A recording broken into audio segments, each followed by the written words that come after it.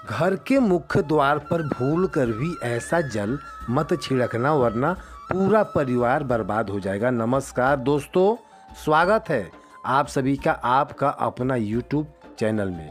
माँ भगवती और माँ दुर्गा की कृपा से सदा आप पर और आपके परिवार पर उनका कृपा हमेशा बना रहे। है माता रानी, इस वीडियो को जो भी सच्चे दिल से लाइक करे उनकी गरीबी को जन्मों जन्मांतर से दूर कर देना। हे मैया, दोस्तों मर जाना लेकिन मुख्य द्वार पर भूल कर भी ऐसा जल मत छिड़कना, जैसे कि हम आपको इस वीडियो में बताने जा रहे हैं। दोस्तों, मुख्य द्वार पर यदि गलती से भी ऐसा जल आप छिड़कते हैं तो आप बर्बाद हो सकते हैं। हो सके तो जब भी घर के मुख्य द्वार पर जल का छिड़काव करें तब श्री गणेश का यह मंत्र जरूर बोलें, जो कि कुछ देर बाद हम आपको इस वीडियो में बता देंगे। वीडियो में हम यह भी बताएंगे कि मंदिर में जो एक लोटा जल रखा होता है उसका क्या करें। मंदिर का लोटा कैसा हो, पीतल का हो या तांबे का हो, और मंदिर में जो एक लोटा जल होता है उस जल का हम क्या करें। कुछ लोग गलती करते हैं और बाद में पछताते हैं। ऐसी गलती आप कभी मत करना, नहीं तो कंगाल हो जाओगे, बर्बाद हो जाओगे। मंदिर में एक लोटा जल ऐसे कभी मत रखना। आपको घर के मुख्य द्वार पर जल कैसे छिड़कना है इस विधि को पूरा देखें। आधा अधूरा देखने से समझ लेना आप भगवान का अपमान कर रहे हैं। दोस्तों, बहुत लोग के मन में यह प्रश्न होता है कि मुख्य द्वार पर जल छिड़कने का सही समय क्या होता है और सही विधि क्या होती है। किस समय हमें जल छिड़कना चाहिए और क्या मुख्य द्वार पर जल छिड़कने के लिए स्नान करने की आवश्यकता है या बिना स्नान किए भी मुख्य द्वार पर हम जल का छिड़काव कर सकते हैं। झाड़ू लगाने से पहले या फिर झाड़ू लगाने के बाद जल छिड़कना चाहिए या नहीं। और एक और प्रश्न होता है कि क्या पीरियड में हम अपने घर के मुख्य द्वार पर जल का छिड़काव कर सकते हैं या मुख्य द्वार पर दीपदान कर सकते हैं। जल के जुड़ा हर वह जानकारी या प्रश्न मंदिर से जुड़ी प्रतिदिन एक लोटा जल रखते हैं, उस जल का हमें क्या करना चाहिए, किस प्रकार उसका प्रयोग करना चाहिए। क्या हम उसे खाने में प्रयोग कर सकते हैं या फिर किसी पौधे में डाल सकते हैं। उस जल का उपयोग किस प्रकार से होना चाहिए। कुछ लोग का कहना है कि जब हम मुख्य द्वार पर जल छिड़कते हैं तो घर के अंदर की तरफ से जल छिड़कते या फिर बाहर की तरफ से जल का छिड़काव करें। इसके बाद में कोई लोग शंका में है कि आज यह शंका भी उनका दूर हो जाएगी इस वीडियो को देखने के बाद। मुख्य द्वार पर जल छिड़कने से संबंधित अगला प्रश्न लोगों का यह होता है कि कई लोग ऐसे हैं जो कि फ्लैट में रहते हैं, कुछ लोग ऐसे भी हैं जो किराए के मकान में रहते हैं, एक ही कमरे में रहते हैं, तो उन्हें अपने घर का मुख्य द्वार पर दीपदान किस प्रकार से करना चाहिए, जल कहाँ छिड़कना चाहिए, मतलब इस जगह को मुख्य द्वार को मानकर वहाँ पर मुख्य द्वार से जुड़े हुए उपाय करें। तो आज की वीडियो पूरी तरह से आपके प्रश्नों पर आधारित है। मुख्य द्वार पर जल छिड़कने का सही समय क्या होता है और सही विधि क्या होती है। तो देखिए, अगर आप मुख्य द्वार पर जल छिड़कते हैं तो आपको ध्यान रखना है कि जल आप एक दिन पहले ही, मतलब रात को सोने से पहले एक पात्र में रख दें या बाल्टी में रख दें। कोई भी पात्र ले सकते हैं, जैसे कि तांबे का, पीतल का, स्टील का, चांदी का पात्र भी उपलब्ध है तो ठीक है। एक लोटे में थोड़ा सा गंगा जल डाल लीजिए और उसके ऊपर शुद्ध जल भर दीजिए। आपको जानकारी पूरी विस्तार से दी जा रही है, ध्यान से सुने। गंगा जल ना हो तो भी परेशान होने की आवश्यकता नहीं है, सिर्फ शुद्ध जल से भी आप पात्र को भर सकते हैं। और उस जल से भरे पात्र को अपने घर की रसोई में रख दीजिए। अब जैसे कि आप अगले दिन सुबह उठकर इस जल का छिड़काव अपने घर के मुख्य द्वार पर करेंगे। अब बहुत से लोग सोच रहे होंगे कि क्या हम स्नान से पहले यह जल छिड़क सकते हैं या फिर स्नान करना आवश्यक है। देखिए, मुख्य द्वार पर जो सुबह सवेरे सबसे पहले जल छिड़का जाता है, जैसे कि जो रसोई में रखा हुआ जल होता है, यह एक तरीके से उपाय के तौर पर किया जाता है। दोस्तों, घर में किसी भी प्रकार की परेशानी हो, दुख दर्द हो, गरीबी हो या फिर कलश कलेश हो, बहुत ही अधिक होता है। मतलब किसी भी प्रकार की नकारात्मक ऊर्जा से आप परेशान हैं, बहुत समय से परेशानियां में आप घिरे हुए हैं, तो ऐसे में घर की रसोई में रखा जाता है और यही जल घर के मुख्य द्वार पर सुबह उठकर छिड़का जाता है। इस जल के छिड़कने से आपके घर के कोई भी परेशानी बहुत शीघ्र ही समाप्त हो जाती है। इस उपाय को करने से आपके घर में सुख समृद्धि भी आती है, कलेश भी मुक्ति मिल जाती है, बीमारियों से भी मुक्ति मिल जाती है। मतलब देखिए, किसी भी प्रकार की मानसिक परेशानी हो, शारीरिक परेशानी हो, आर्थिक तंगी हो या आपके घर में कोई वास्तु दोष हो, किसी भी प्रकार का ग्रह दोष हो, जैसे कि कई बार ऐसा होता है कि कई लोग के ऊपर कई प्रकार के बुरे ग्रहों का प्रभाव होता है, जिसकी वजह से घरों में परेशानियां हमेशा बनी रहती है।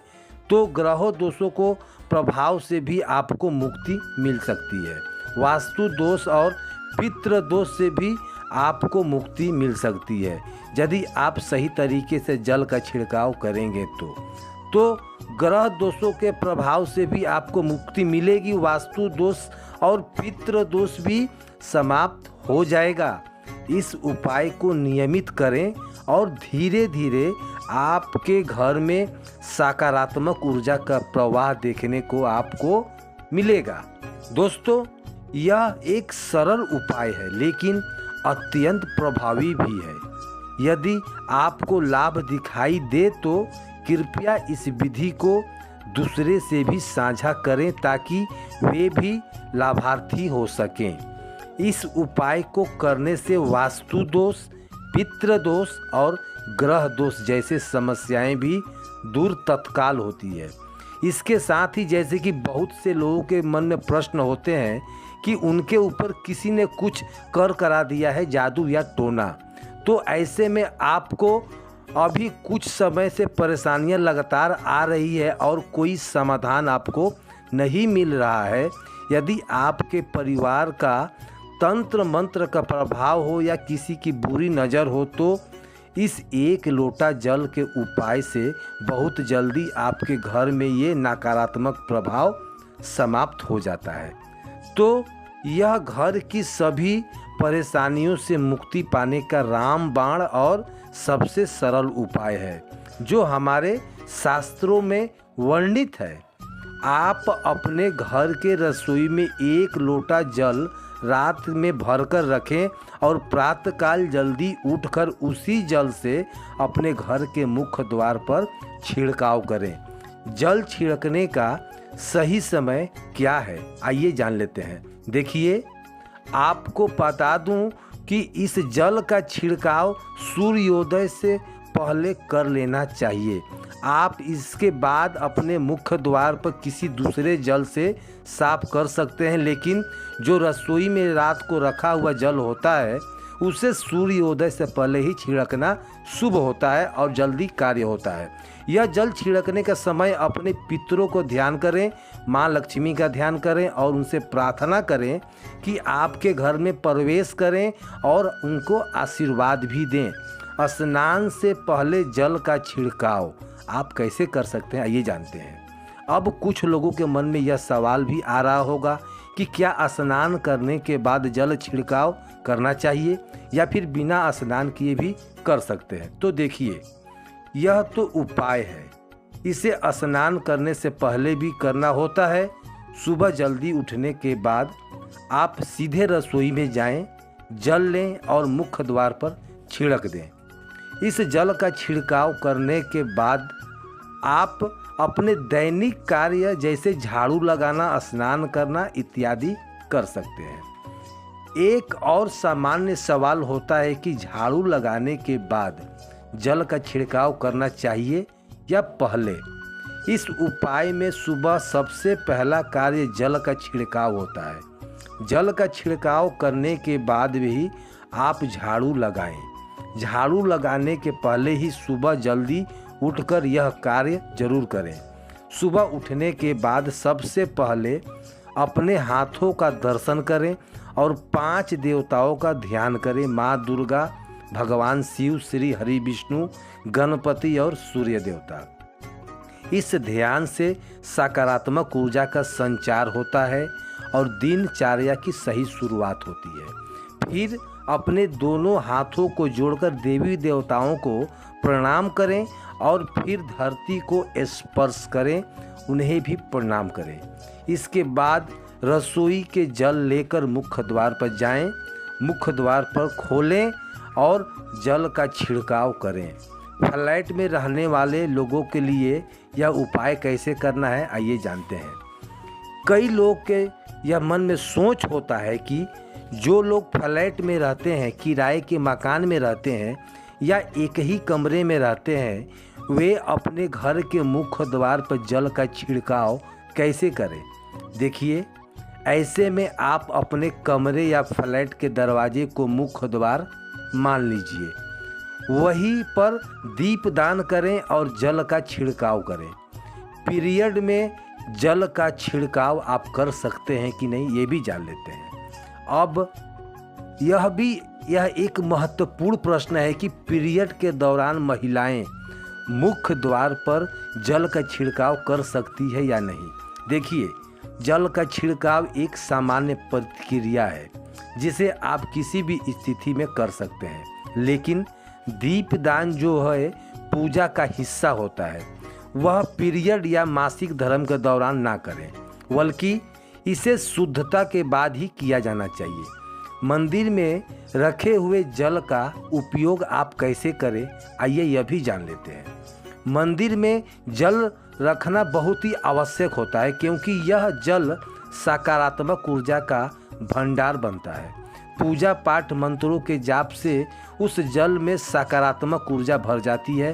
पूजा करने से पहले मंदिर में जल रखना और दीप प्रज्वलित करना एक शुभ संकेत होता है। इस जल का प्रयोग आप अपने घर के शुद्धिकरण के लिए कर सकते हैं। अगले दिन इस जल का उपयोग आप कुछ इस तरीके से कर सकते हैं, जैसे कि आप सुबह सुबह जैसे उठ गए, अगले दिन इस जल का पूरे घर में छिड़काव करने से घर का वातावरण शुद्ध और पवित्र हो जाता है।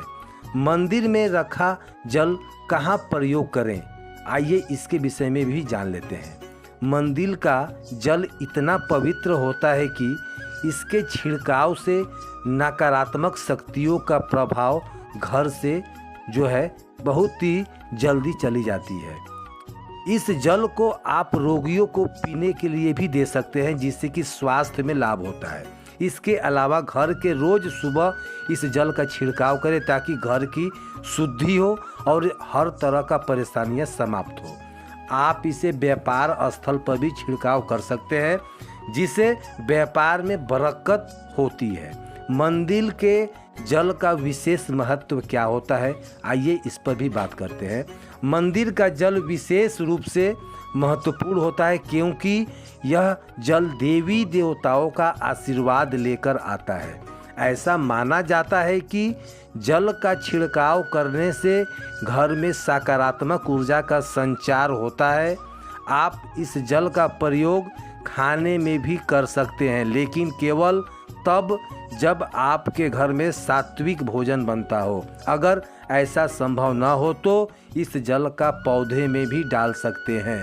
इस उपाय का असली लाभ तभी मिलेगा जब इसे नियमित रूप से किया जाए। अगर आप प्रतिदिन घर के मंदिर का जल छिड़केंगे, आपके परिवार के सदस्यों को थोड़ा थोड़ा पीने के लिए देंगे और बचे हुए जल को पौधे में डाल देंगे तो धीरे धीरे घर में खुशहाली और समृद्धि आएगी।